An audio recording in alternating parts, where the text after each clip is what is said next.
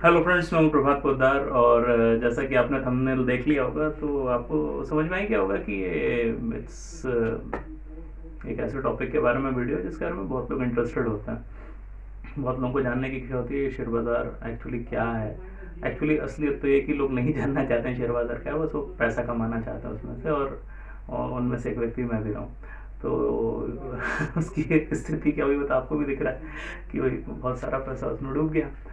तो एक सवाल हमारे मन में आता है कि भाई अगर हम शेयर बाज़ार के बारे में जानना चाहते भी हैं तो भाई एक ऐसे आदमी के बारे में, एक ऐसे आदमी से हम क्यों सुनने की कोशिश करें या क्यों सुनने का प्रयास करें जो ऑलरेडी अपना पैसा डुबो चुका है। तो ठीक है, वो कोई ज़बरदस्ती तो है नहीं, वो तो आपकी इच्छा है। अगर आपको लगे कि भाई कुछ फ़ायदा होगा इनका वीडियो देखने में तो देख लीजिए।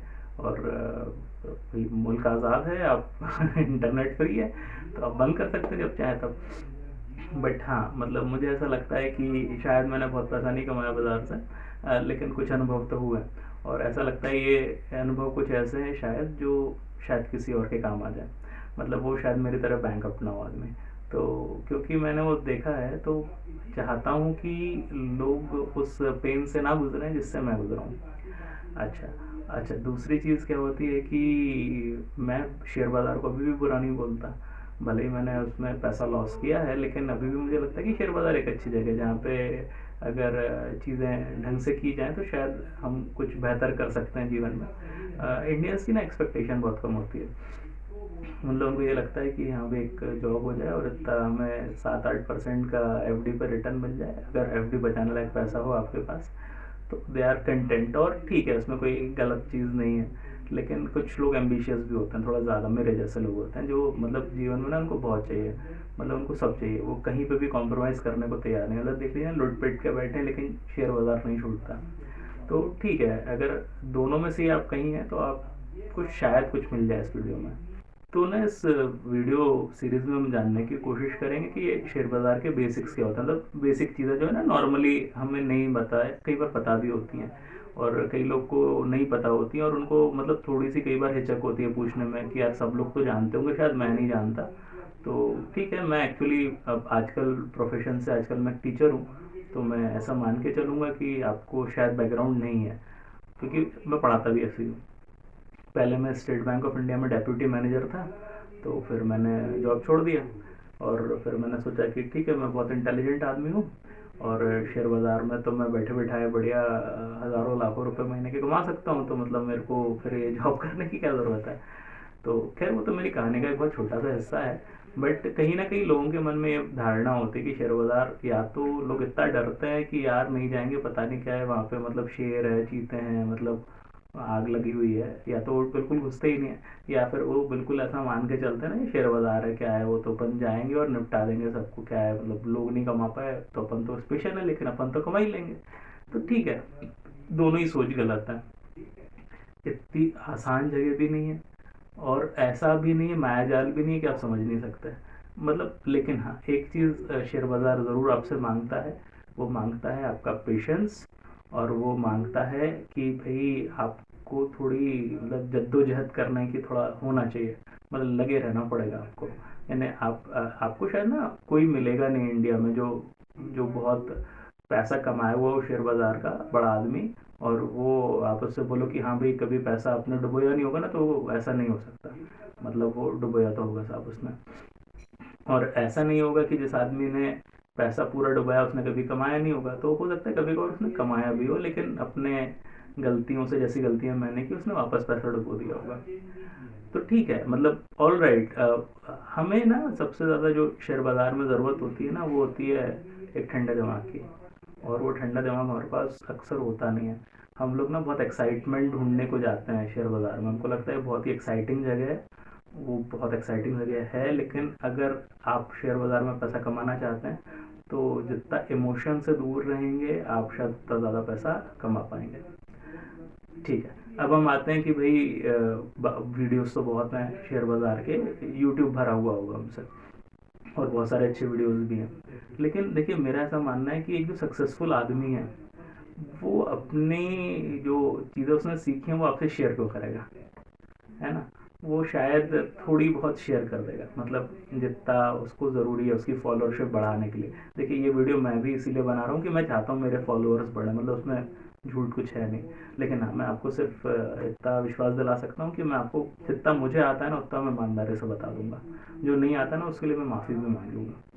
अच्छा, जो आदमी, बहुत सारे थ्योरेटिकल लोग मिलेंगे आपको, मतलब उन्होंने शेयर बाजार में खुद से काम नहीं किया, लेकिन हाँ मतलब जो थोड़ा बहुत उनको अनुभव टेलीविजन को देख के हुआ है या बाकी शेयर बाजार के लोगों को देख के हुआ है, तो वो शायद आपको थोड़ा बहुत बता दें। एक व्यक्ति जो एक्चुअली शेयर बाजार में खेला है और हारा है, प्रॉपर तरीके से निपटा है, वो अपने अनुभव शेयर करे, ऐसे शायद बहुत लोग बाजार में नहीं होंगे, लेकिन ठीक है, मुझे दिक्कत नहीं है, मैं बता सकता हूँ। तो शुरू करते हैं, बिल्कुल बेसिक से शुरू करेंगे। तो देखिए साहब, क्या होता है ना, आप लोगों ने कई बार सुना होगा शेयर बाजार को लोग कहते हैं तो सट्टा बाजार है, मतलब ना पूरा जुआ है ये। तो कुछ हद तक ये बात सही भी है। इसको ऐसा मानिए, आपने कंपनी का शेयर खरीदा, तो क्यों खरीदा आपने? क्योंकि आपकी अपेक्षा थी, आपकी एक्सपेक्टेशन थी उसका रेट बढ़ेगा, और जैसे ही वो रेट बढ़ेगा आप उसको बेच देंगे। तो मतलब मान लीजिए 100 रुपये में एक शेयर खरीदा था, वो 110 में बेच दिया, तो ये आपका मुनाफा हो गया, ठीक है। और भाई लेकिन क्या आपने कभी सोचा ये रेट बढ़ेगा क्यों? उसके पीछे लॉजिक क्या है?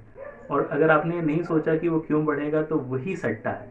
क्योंकि आपने ना मतलब बिना कुछ सोचे समझे आपने कोई शेयर खरीद लिया, कोई एसेट है बेसिकली वो, और आपको लगा कि इसका रेट बढ़ जाना चाहिए। क्यों बढ़ जाना चाहिए? क्योंकि मेरे को किसी ने बोला था, किसी का फ़ोन आया था मुझे, मेरे दोस्त ने मुझे मैसेज करके कहा था। या कई कंपनियों को आपने सब्सक्रिप्शन ले रखा होगा तो वैसे कॉल्स देते रहते हैं। लेकिन चलिए इसको थोड़ा सा चेंज करते हैं, इसी को थोड़ा सा एक एग्जांपल चेंज करते हैं। मान लीजिए आप एक गल्ला व्यापारी हैं, मान लीजिए ना आप गेहूं में ट्रेड करते हैं। तो एक गल्ला व्यापारी क्या करता है, किसानों से 100 रुपये में मान लीजिए उसने गेहूं खरीदा। तो क्यों खरीदा? ताकि कल वो किसी को वो 110 रुपये में बेच पाए। तो यानी उसकी अपेक्षा है कि कल गेहूं के दाम बढ़ सकते हैं, तो आज मैं सस्ते में खरीदूं, कल मैं महंगे में बेच दूंगा। तो क्या हम उसको सट्टा कहते हैं? उसको हम सट्टा नहीं कहते। क्यों नहीं कहते? क्योंकि वहाँ पे एक व्यक्ति को जानकारी है कि भाई उसने इतिहास देखा हुआ है, उसने बहुत सारी कंडीशंस देखी हुई हैं कि हाँ भी हो सकता है पैदावार कम हो गेहूँ की, या इस महीने में पैदावार कम होगी, या बारिश ज़्यादा हो गई है, कम हुई है, तो मतलब बहुत सारी चीज़ें उसने देखी होंगी कि भाई इस टाइम पे नॉर्मली डिमांड गेहूँ की बढ़ जाती है, तो रेट बढ़ना लाजमी है, या इट्स अ गुड चांस कि वो रेट बढ़ जाए। उसको आप सट्टा नहीं कहते। क्यों नहीं कह रहे उसको सट्टा?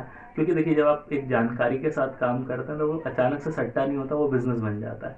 तो शेयर बाजार में और एक किसी और बिजनेस में जो सबसे बड़ा अंतर है वो यही है कि जब हम शेयर बाजार में काम करने जाते हैं तो हम सोचते नहीं हैं कि भाई अगर आज एक शेयर हमने इस अपेक्षा में खरीदा है कि इसका रेट बढ़ेगा, तो वो क्यों बढ़ेगा। तो अगर हमने वो देखना चालू कर दिया तो शायद ये आसान हो जाए हमारे लिए। जैसा कि हमने काम शुरुआत बिल्कुल बेसिक से करेंगे। तो भाई शेयर बाज़ार ऐसा मानते हैं जो दुनिया का पहला शेयर बाज़ार है वो 1602 में, यानी 400 साल पहले से ज़्यादा खुला था एम्स्टर्डम में। एम्स्टर्डम स्टॉक एक्सचेंज, इसको पहला स्टॉक मार्केट दुनिया का माना जाता है। और जो पहली लिस्टेड कंपनी वहाँ की है वो डच ईस्ट इंडिया कंपनी, मतलब हमारी ईस्ट इंडिया कंपनी नहीं, और डच ईस्ट इंडिया कंपनी पहली लिस्टेड कंपनी मानी जाती है। तो अब सवाल ये पैदा होता है कि एक ऐसे बाज़ार को बनाने की ज़रूरत क्या थी, क्या लॉजिक था कि एक ऐसा बाज़ार बनाया गया। आसान करता है। तो मान लीजिए आज आपकी इच्छा है कि भाई हम आलू खरीदें, अपने घर में आलू की सब्जी हम बनाएं, तो भाई आलू खरीदना पड़ेगा आपको। तो आलू खरीदने कहाँ जाएंगे? मान लीजिए भोपाल में कोई सब्जी मंडी नहीं है, या जिस भी शहर में आप या लोकेशन पे आप रहते हैं, मान लीजिए वहाँ कोई सब्जी मंडी नहीं है, तो आप क्या करेंगे?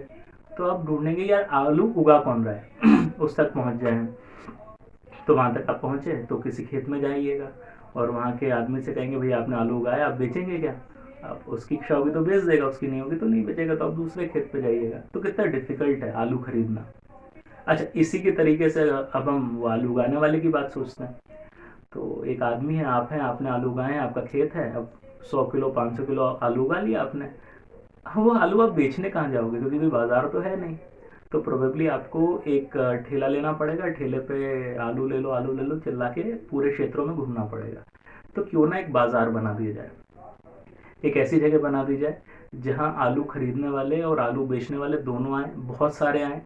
तो ना खरीदने वाले को सोचने की ज़रूरत पड़ेगी कहाँ खरीदने जाना है, ना बेचने वाले को इस बात की सोचने की ज़रूरत पड़ेगी कहाँ बेचना है। तो एक कॉमन प्लेस, इसीलिए मार्केट बनाया जाता है।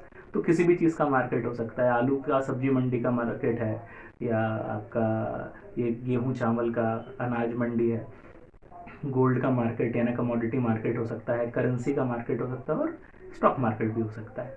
तो अब हमको ये समझ में आ गया कि एक मार्केट क्यों बनाया जाता है। अब हम आगे चलते हैं। अब हम ये सोचें कि स्टॉक मार्केट बेसिकली एक कंपनी में हिस्सेदारी बेचता है आपको। लेट से आपको एक कंपनी बहुत पसंद है, लेट से आपको रिलायंस इंडस्ट्रीज बहुत पसंद है, आपको लगता है ये बड़ा अच्छा धंधा है, क्यों ना इसमें हिस्सेदारी ली जाए। देखिए, शेयर को हिंदी में बोलते हैं अंश, उर्दू में बोलते हैं उसको हिस्सा। तो बेसिकली जब आप शेयर खरीदते हैं किसी कंपनी के, तो आप क्या खरीद रहे हैं, उसमें हिस्सेदारी खरीद रहे हैं, पार्टनरशिप खरीद रहे हैं। तो आप जब पार्टनरशिप खरीदते हैं किसी कंपनी की, तो आपकी अपेक्षा क्या है? ये अपेक्षा है कि भाई ये कंपनी फले फूले, बहुत बड़ी बने, और जब ये कंपनी बड़ी बनेगी तो जाहिर सी बात है आपकी हिस्सेदारी भी बड़ी बनेगी। अब नए सवाल ये उठते हैं कि भाई अगर कोई बहुत ही अच्छी कंपनी है तो वो अपनी हिस्सेदारी आप लोगों को बेचेगी क्यों? मान लीजिए आज आपने अपनी दुकान चालू करी है, कोई भी कंपनी चालू करी और वो बहुत अच्छा मुनाफा कमा रही है, तो क्या आपको हिस्सेदार चाहिए? तो भाई ईमानदारी की बात है, कोई भी मुनाफे के धंधे में हिस्सेदार क्यों चाहेगा? तो आपको ये लगेगा कि यार ये तो फिर सही बात है कि क्यों आप किसी भी कंपनी का शेयर खरीदें। तो उसमें से कोई घबराने की बात नहीं है। बहुत अच्छी कंपनियां हैं बाज़ार में, भारत में, जो प्रॉफिटेबल कंपनियां भी हैं, जो ग्रो भी हो रही हैं, और वो आपको मतलब ऐसा कुछ गलत काम नहीं कर रही जब आप उसकी कंपनी का शेयर खरीदते हैं। तो देखिए, हो सकता है आज मेरे पास बहुत अच्छा आइडिया है। आज मान लीजिए कि मैंने एक ऐसा मान लीजिए आज मैंने एक ऐसा दवाई बना लिया है जिससे गंजे लोगों के सर पे बाल उग जाए, मान लेते हैं। तो भाई ऐसा धंधा तो बहुत बढ़िया चलेगा, सब लोग मेरी कंपनी का तेल खरीदना चाहेंगे। लेकिन अब दिक्कत ये है कि मेरे पास इतना पैसा है, उसमें मैंने 2-4 मशीन लगा दी, और शायद साल भर में मैं 1000 या 10,000 वो तेल की बोतलें बना पाऊंगा। धंधा बहुत अच्छा है और बहुत अच्छा चलेगा, मार्जिन भी अच्छा मिलेगा। लेकिन अब अगर मैं इसकी जगह 1000 की जगह अगर 1 लाख बॉटल तेल बनाऊँ तो बहुत बढ़िया, और धंधा कमा लूँगा और पैसा कमा लूँगा। लेकिन पैसा नहीं है मेरे पास, तो मैं क्या कर सकता हूँ? ये पैसा मुझे कहाँ कहाँ से प्राप्त हो सकता है? तो पहला तो है मैं अपनी जेब से लगा दूँ, कि मेरे पास इतना पैसा हो कि मैं 1000 बॉटल प्रोडक्शन करने की जगह 1 लाख बॉटल का प्रोडक्शन करने लगूँ, तो शायद मेरे पास उतना पैसा नहीं है। दूसरा तरीका क्या हो सकता है कि मैं बैंक के पास चला जाऊँ, बैंक से कहूँ कि देखो यार भैया, मेरे पास ये है, मेरी फैक्ट्री है, 2 मशीन है, मैं चाहता हूँ कि 50 मशीनें लगा दूँ, मैं धंधा बढ़ जाए मेरा। तो हो सकता है बैंक मेरे को उधार दे दे और कहते हैं हाँ भैया अच्छा बिजनेस है, हमसे उधार ले लो, ब्याज देते रहना, हमारा लोन चुकाते रहना, तो हम बहुत खुश हैं। हो सकता है बैंक पैसा दे दे, हो सकता है ना दे, और हो सकता है थोड़ा दे। एक तरीका और क्या हो सकता है कि मैं हिस्सेदार ले आऊँ, कि मैं किसी को कहूँ कि एक काम करो यार, आप तो पार्टनर बन जाओ मेरे धंधे में, है ना, इस फैक्ट्री के हिस्सेदार बन जाओ, मेरे पार्टनर बन जाओ, पैसा ले आओ, आप जो पैसा लाओगे उसके सामने हम मशीनें खरीद लेंगे अपनी कंपनी के, और आप हिस्सेदार बन जाओगे। तो ये शेयर बाजार ना वही मार्केट है। कई जगहों पे मतलब कंपनियों को पैसे की ज़रूरत है, तो वो कहती हैं एक काम करते हैं कि देखिए, लोन जब लेते हैं ना, बैंक से लोन लेते हैं तो उसका ब्याज देना पड़ता है, और वो सर का बोझा है। मान लीजिए आपने 10 करोड़ का लोन लिया है, तो यार हर साल उसको ब्याज तो चुकाना ही पड़ेगा आपको, आप कमाएं या ना कमाएं। हो सकता है फ्यूचर में आप बहुत अच्छा पैसा कमाने वाले, हो सकता है 10 साल बाद आप बहुत भयंकर पैसा कमाएं, लेकिन 10 सालों तक आपको ब्याज देना पड़ेगा, और वो शायद आप पे भारी पड़ जाएगा। इसकी जगह अगर मैं पार्टनर ले आऊँ तो, और उसको समझ में आता हो मेरे पार्टनर को कि यार पैसा देते हैं इस धंधे में, 10 साल तक शायद कुछ नहीं कमाएंगे, लेकिन 10 साल बाद भरपेट कमाएंगे। तो ऐसी बहुत सारी कंडीशंस हो सकती हैं कि एक व्यक्ति अपनी कंपनी को शेयर बाजार में क्यों लाता है। देखिए, ये तो एक कंडीशन, ऐसी बहुत सारी कंडीशंस हो सकती हैं। तो ये हमने समझा कि एक शेयर बाजार में हमने क्यों एक शेयर बाजार इस्टेब्लिश किया। चलिए, अब मान लीजिए आपने किसी कंपनी के शेयर खरीद लिया, उस शेयर से आप पैसा कैसे कमाएंगे? तो शेयर बाजार से पैसा कमाने के 2 तरीके होते हैं बेसिकली। आपने एक शेयर 100 रुपये में खरीदा, वो 110 का हो गया, या 150 का हो गया, या 500 रुपये का हो गया, उसमें आपने बेच दिया, तो आपको मुनाफा हो गया, तो बहुत ही बढ़िया है, मुनाफा हो गया, वही बहुत बधाई हो आपको। या दूसरा तरीका होता है डिविडेंड। डिविडेंड यानी कि लाभांश, लाभ का अंश। मान लीजिए आपकी दुकान है, उस दुकान के बहुत सारे 5-10 पार्टनर हैं, जो भी मुनाफा होता है क्या इन पार्टनर्स में बांटा जा सकता है? बिल्कुल बांटा जा सकता है। उसी प्रकार से जब एक कंपनी मुनाफा करती है तो अपने शेयर धारकों को उसमें से कुछ हिस्सा दे सकती है। यहाँ पे भारतीय एक नियम आपको बताऊं कि कंपनी अगर मुनाफा करती है तो उसको डिविडेंड यानी लाभांश बांटना कंपलसरी नहीं होता। वो क्यों नहीं होता उसके बारे में हम आगे किसी वीडियो में ज़रूर चर्चा करेंगे, लेकिन एक चांस है कि वो आपको पैसा दे सकता है। अच्छा, तो कंपनी ने आपको पैसा नहीं बांटा, तो जो मुनाफा था वो कंपनी की जेब में रहा, और वो कंपनी की जेब में रहा तो इस पैसे का कंपनी क्या करेगी?